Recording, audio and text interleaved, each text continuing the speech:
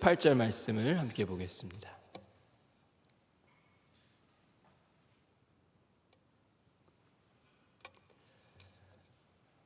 열왕기상 19장 9절에서 18절 말씀 한 절씩 교독하여 읽고 마지막 절은 합독하여 읽겠습니다. 저부터 읽겠습니다. 엘리야가 그곳 굴에 들어가 거기서 머물더니 여호와의 말씀이 그에게 임하여 이르시되 엘리야야 내가 어찌하여 여기 있느냐.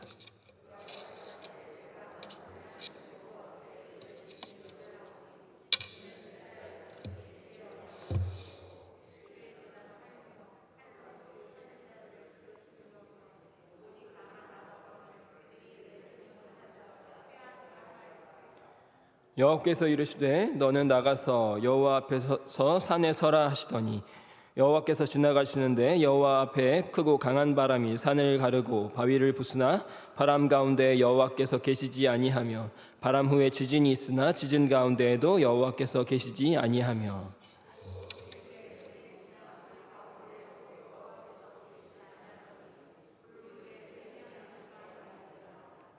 엘리야가 듣고 겉옷으로 얼굴을 가리고 나가 굴 어귀에 섬에 소리가 그에게 임하여 이르시되 엘리야야 내가 어찌하여 여기 있느냐.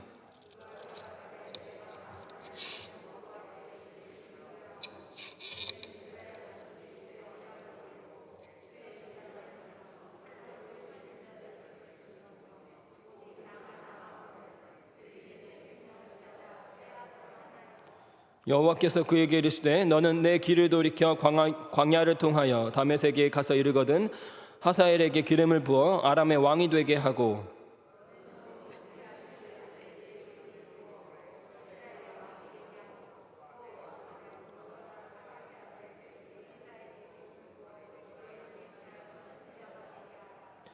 하사엘의 칼을 피하는 자를 예후가 죽일 것이요 예후의 칼을 피하는 자를 엘리사가 죽이리라. 함께 읽습니다.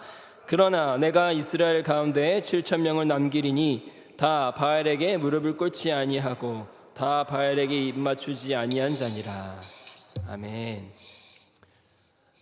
오늘은 열왕기상 19장의 말씀을 무릎 현상이라는 제목으로 함께 말씀을 살펴보도록 하겠습니다. 문제를 하나 내도록 하겠습니다. 잘 들으셔야 돼요. 어려운 문제입니다. 30대에 늘어나고 40대에 줄어들고 다시 50대에 늘어나고 70대에 줄어들지만 80대 이상에서 가장 크게 증가하는 이것은 무엇일까요? 다시 한 번 더. 저 같은 30대에는 늘어나고 40대에 줄어들고 50대에는 다시 늘어나고 또 70대가 되면 줄어들지만 80대가 되면 가장 많이 증가하는 이것은 무엇일까요? 뭐 호르몬 이런 건 아닙니다. 네, 뭘까요? 저는 이제 올해까지만 늘어난 내년부터 줄어들 예정입니다. 네, 이것은 무엇일까요? 세 글자입니다. 네? 힌트를 드리자면 40대와 70대 줄어드는 이유가 새로운 사람들을 찾아야 한다는 그런 어떤 마음이나 욕구가 감소되고 기존에 있는 관계에 대해서 감사함과 안정함을 느끼기 때문에 40대와 70대는 줄어든다고 해요. 이것은 무엇일까요? 바로 외로움입니다. 네, 외로움. 네, 지금 저는 이제 외로움이 절정에 다들 그리고 내년부터 조금 줄어들겠죠. 네, 30대에 늘어나고 40대에 줄어들고 다시 50대에 늘어나고 70대에 줄어들지만 80대에 가장 많이 생기는 것이 바로 외로움이다 라는 것이 제가 하는 말이 아니라 이제 외국에서 16,000명을 대상으로 연구한 결과라고 합니다. 꽤나 16,000명 정도면 믿을 만한 결과겠지요. 네. 제가 또 다른 통계를 이 말씀 전하기 위해서 통계 굉장히 많이 찾아봤는데 제가 또 다른 통계를 찾아보니까요 외로움을 느끼는 이유도 참 많더라고요. 정말 많은데 20세에서 60세 남녀를 대상으로 1,000명을 대상으로 조사했는데 약 100개 이상의 이유가 나왔대요. 그중에 상위 7개만 1위부터 7위를 말씀드릴 건데 7위부터 하나씩 말씀드리겠습니다. 외로움을 느끼는 이유입니다.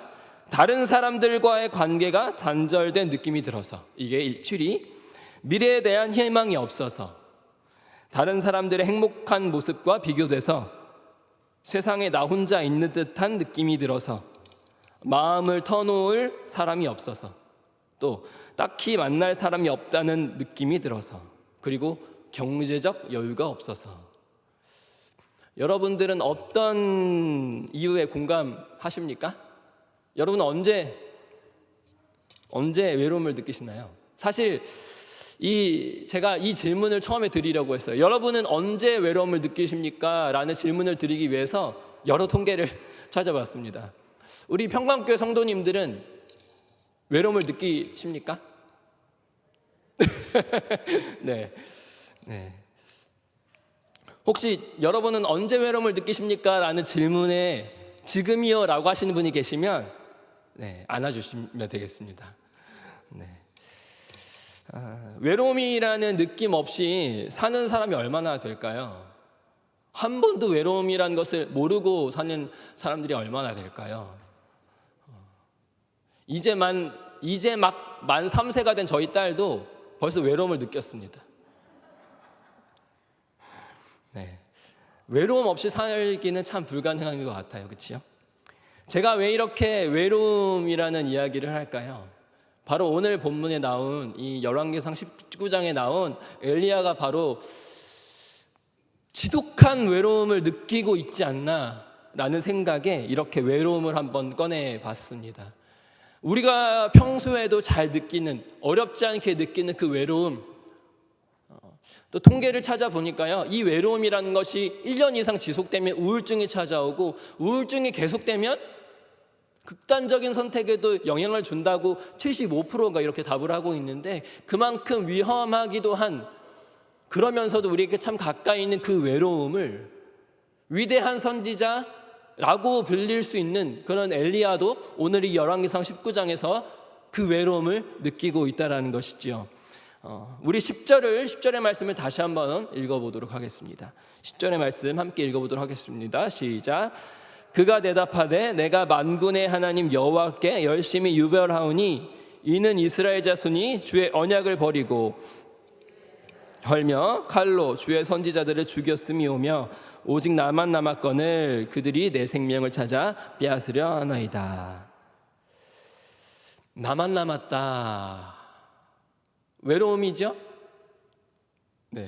많은 이스라엘 백성들이 함께 하나님을 섬겼고 주의 제단을 향하여 제사를 드렸고 그 이름 앞에 함께 제사와 교제하는 그런 삶을, 또 수많은 역사 안에서 그 여호와 이름을 모시며 섬기며 살았는데 이제는 나만 남았다라는 것이지요.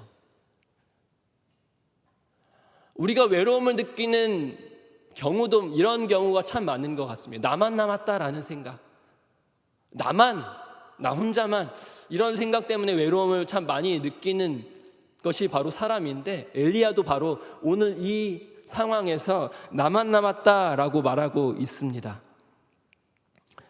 이스라엘 자손이 주의 언약을 버렸습니다. 뿐만 아니라 제단을 헐었고 선지자들을 처참하게 죽이기도 했지요. 말도 안 되는 일이, 이스라엘 백성으로서 상상치도 못했던 일이 지금 벌어지고 있는 것입니다.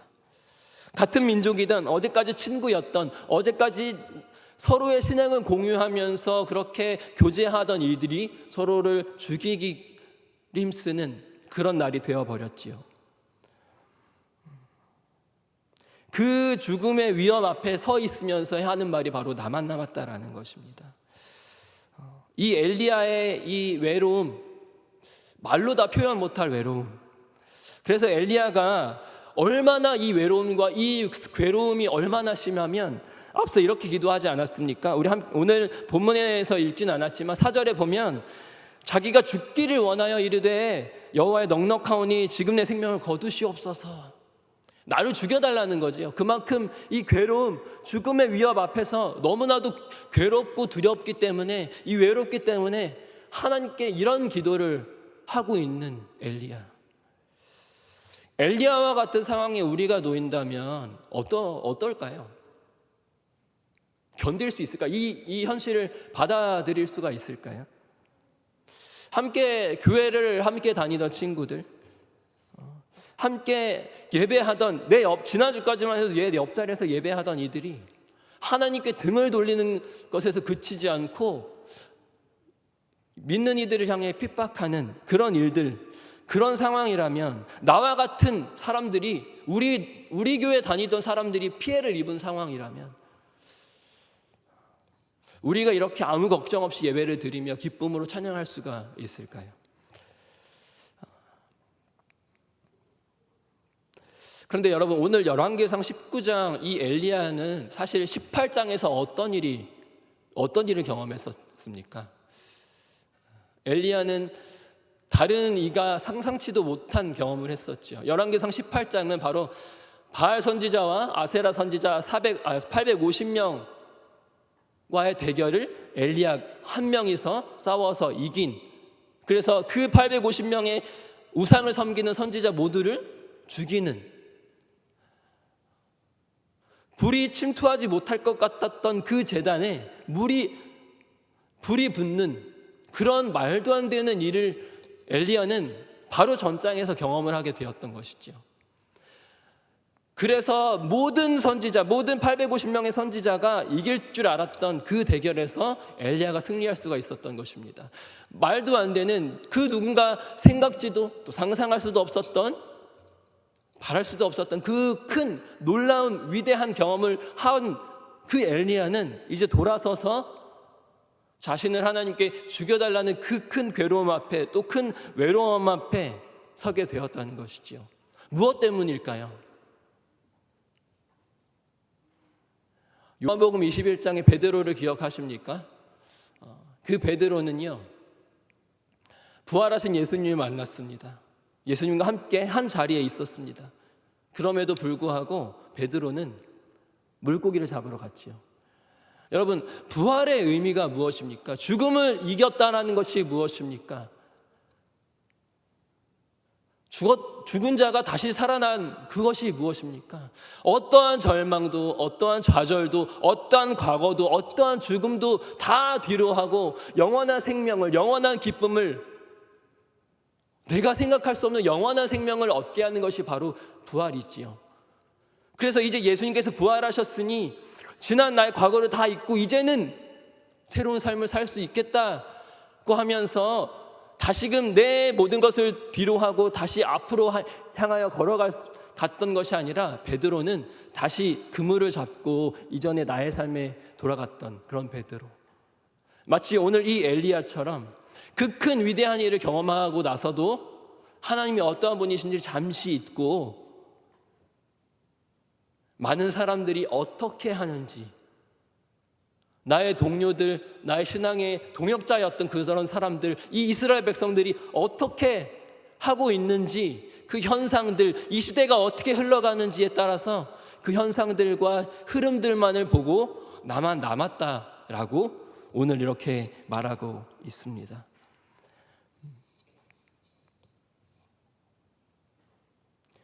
그래서 하나님은요, 이 현상이라는 것을, 많은 사람들의 모습을 보면서 이 현상이라는 것에 집중하여 외로움에 빠져 있는 이 엘리야에게 무엇을 보여주십니까? 11절과 12절에는요 이렇게 말하고 있습니다. 여호와께서 이르시되 너는 나가서 여호와 앞에서 산에 서라 하시더니 여호와께서 지나가시는데 여호와 앞에 크고 강한 바람이 산을 가르고 바위를 부수나 바람 가운데 여호와께서 계시지 아니하며 바람 후에 지진이 있으나 지진 가운데에도 여호와께서 계시지 아니하며 12절 또 지진 후에 불이 있으나 불 가운데에도 여호와께서 계시지 아니하더니 라고 말하고 있습니다. 이 괴로움에 빠져 있는 엘리야에게 하나님은 한 현상을 보여주고 계시지요. 바람과 또 지진과 불을 보여주십니다. 바람이 어떤 일을 하는지, 또 지진을 통하여 어떤 일이 벌어지는지, 또 불이 어떻게 나타나는지를 보여주시지요. 이 말씀에서는 여호와께서 계시지 않는다라고 말씀하고 있지만 정말로 하나님께서 계시지 않아서 이렇게 표현하고 있는 걸까요? 산을 가르고 바위를 부수는 큰 현상, 지진이 나는 인간의 힘으로 견딜 수 없는 그런 현상, 그 현상을 보며 이 성경의 저자는 여호와께서 계시지 않는다라고 표현하고 있습니다. 그럼 이 현상의 능력은, 바위를 부수고 산이 무너지는 그 모습은 과연 바람과 지진과 불의 능력인가 하는 것입니다. 이어서 이 하나님께서는 이 현상을 보여주시고 나서 또 엘리야에게, 외로움에 빠져있는 엘리야에게 어째요 네가 여기 있느냐라고 말씀하시면서 이어서 말씀하시는 것이, 또 이어서 요구하는 것이 바로 15절과 16절 말씀에 이렇게 말씀하고 있습니다. 여호와께서 그에게 이르시되 너는 내 길을 돌이켜 광야를 통하여 다메섹에 가서 이르거든 하사엘에게 기름을 부어 아람의 왕이 되게 하고, 너는 또 님시의 아들 예후에게 기름을 부어 이스라엘의 왕이 되게 하고, 또 아벨 무홀라 사밧의 아들 엘리사에게 기름을 부어 너를 대신하여 선지자가 되게 하라. 네. 왕이 되게 하고, 기름을 부어 왕이 되게 하고, 또 기름을 부어 너의 제자 선지자를 삼아라, 이렇게 말씀하고 있지요. 여러분, 왕이 세워지고 또 왕이 폐하여지고 또 새로운 왕이, 어떠한 왕조가 무너지면 또 어떠한 새로운 왕조가 태어나고, 어떠한 또 새로운 왕조가 몰락하면 또 새로운 왕조, 새로운 국가가 태어나는 것, 우리는 이것을 역사라고 합니다. 또 흥망성쇠라고도 하지요. 오늘 이 엘리야에게 하나님께서 요구하신 것, 너는 일어나 가서 여기 가서 이렇게 이 왕을 세우고, 너는 여기 가서 기름을 부어서 왕을 세워라 라고 하는 것은 그저 단순히 역사적인 일을 해라 라는 것이 아니라, 여러분, 왕을 세우는 것이요, 왕을 세우는 것, 한 나라의 왕을 세우는 것은요, 누가 할 수 있는지 아십니까? 왕보다 낮은 사람이 하는 것이 아니라 왕보다 높은 존재가 하는 것이지요.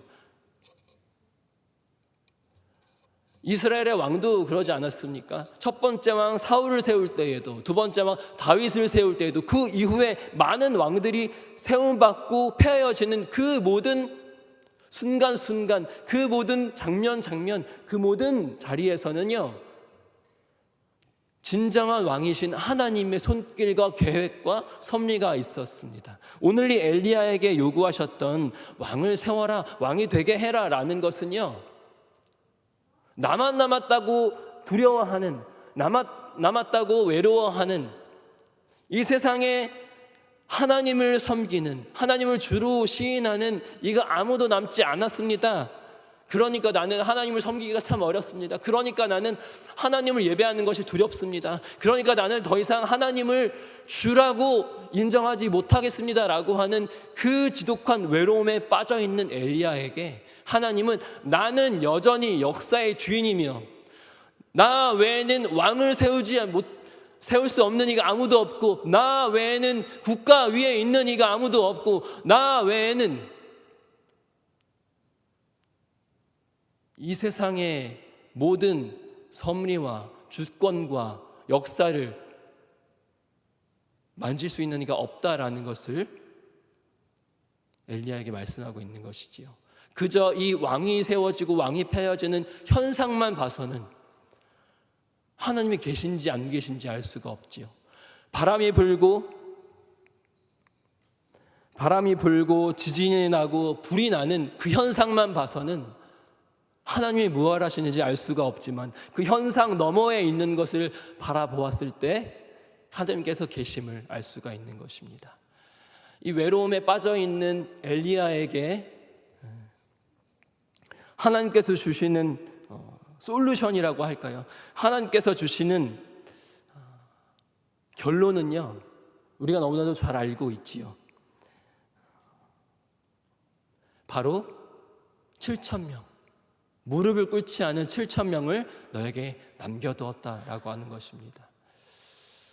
오늘 제목은 바로 무릎 현상이라는 없는 말을 제가 한번 만들어 봤습니다.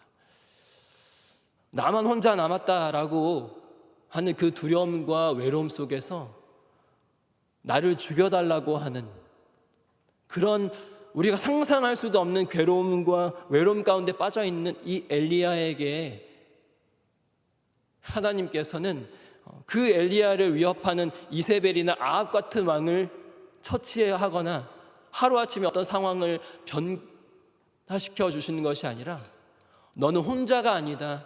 아직 너와 같이 바알에게 무릎을 꿇지 않고 입맞추지 아니한 7,000명을 남겨두었다라는 것입니다. 저는 이것을 무릎 현상이라고 말씀을 드리고 싶습니다. 우리는 어느 것을 향해 무릎을 꿇고 있는가? 우리는 이 현상을 어떻게 바라보고 있는가라는 것입니다. 너희는 이 세대를 본받지 말라고 말씀을 하지요.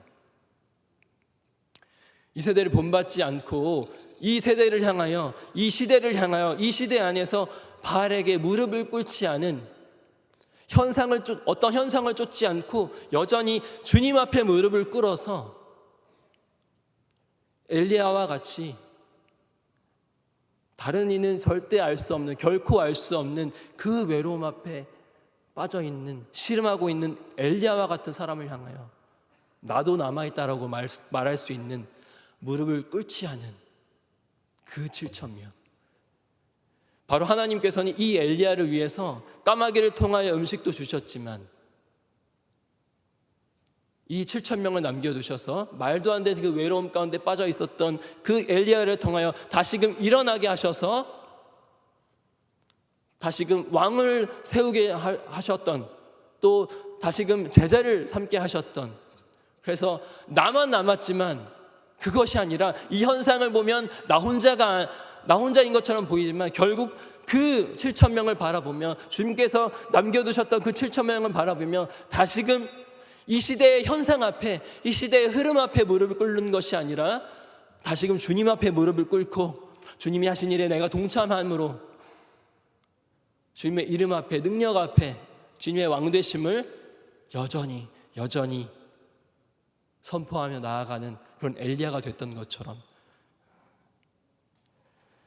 이 말씀을 통하여 우리도 엘리야와 같은 외로움에 빠져 있다면 그 나를 위한 7,000명을 구하길 바랍니다. 또한 주위를 둘러보시길 바랍니다.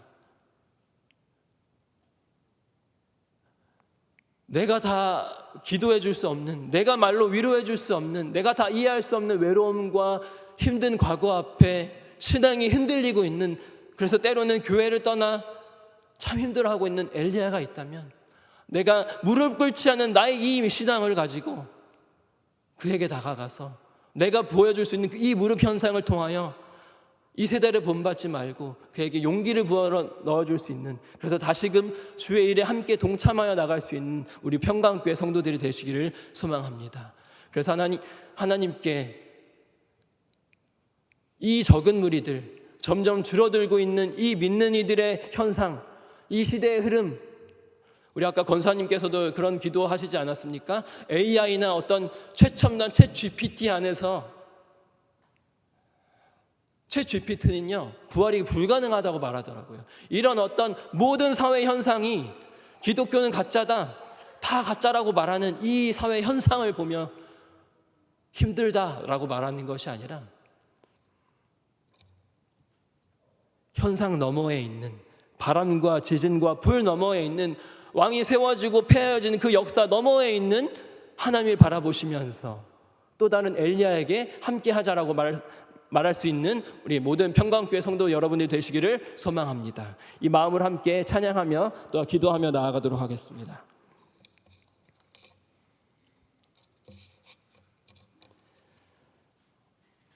우리 함께 시선 함께 찬양하겠습니다.